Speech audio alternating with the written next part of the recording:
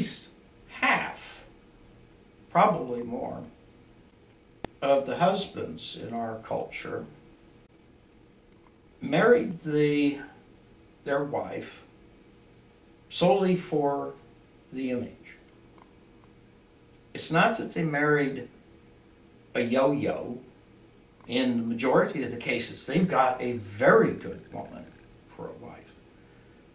But they have absolutely no idea who that wife is. They dated, proposed, and married the woman who they know nothing about, because the only thing they're aware of was the image they created of her, or the image she created of herself. When people are focused on another person's image, the ability to see the person simply isn't there.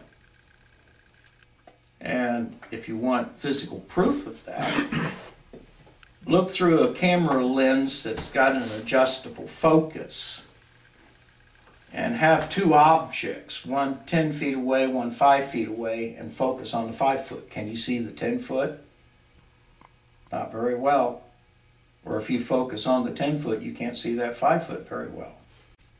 If your mental focus is not on the actual person, then no, you won't see them.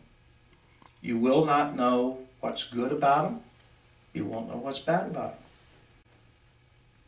The expression, a pretty face can hide an evil mind. Well, a pretty face can hide a incredibly fabulous mind.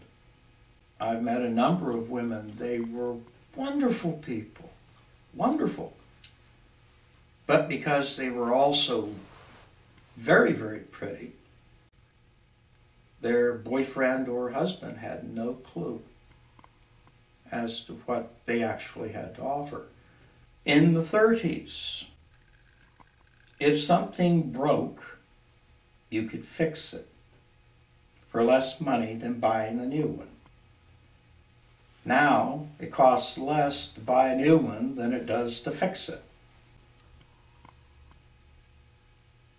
More people knew how to fix things than they do now.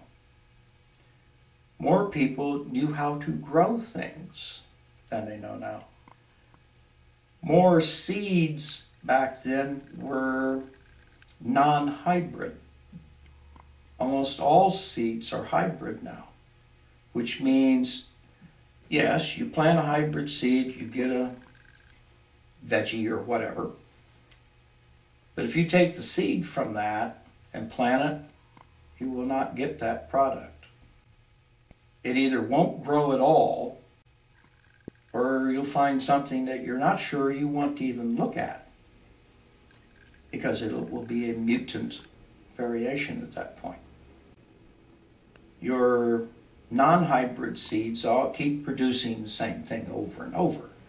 You could go to the store, buy a tomato, eat the tomato, keep the seeds and plant the seeds and grow thousands of tomatoes, but you can't do that now. We used to export food.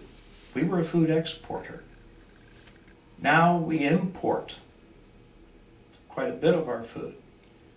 And it comes from countries that we had bullied over the years, who we referred to as third-class nations, people beneath us. And we trust them with our food. In the 30s,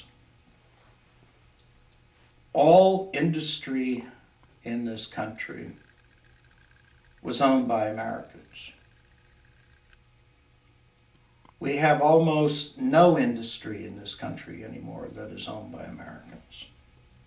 Every facility that produces steel in this country is owned either by a German or a Belgian. They have laws in their country that say if you've got to lay people off, you lay off foreigners first. We're foreigners to them. So push comes to shove, every steel mill in this country will shut down, which means there will be no steel to build bicycles, cars, tin cans, toasters, springs for beds, springs for chairs, which means all automotive, all industry that uses steel will shut down.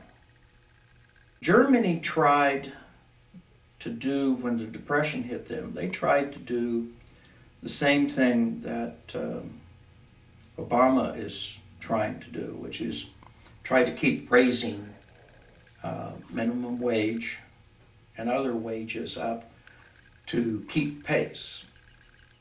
Well, they did that in Germany. The consequence was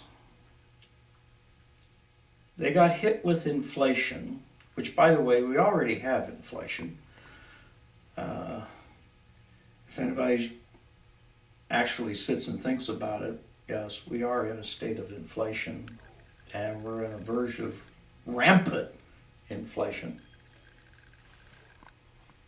But the German mark, which was the equivalent of our dollar, which prior to this, a mark could get 3-4 loaves of bread, it got to the point that it took 100,000 marks to buy a loaf of bread. Workers would take wheelbarrows to work to carry their paychecks home because they didn't have checks and they got paid in cash. The best example of how bad the value of their money was, a woman was going down the street with a basket full of money. 2 guys mugged her, threw the money out of the basket and stole the basket because the basket was worth more than the money. So we have vastly more debt. Our ability to grow our own food is restricted comparatively. Our ability to repair something that breaks down almost doesn't exist. There are very few things we can fix now.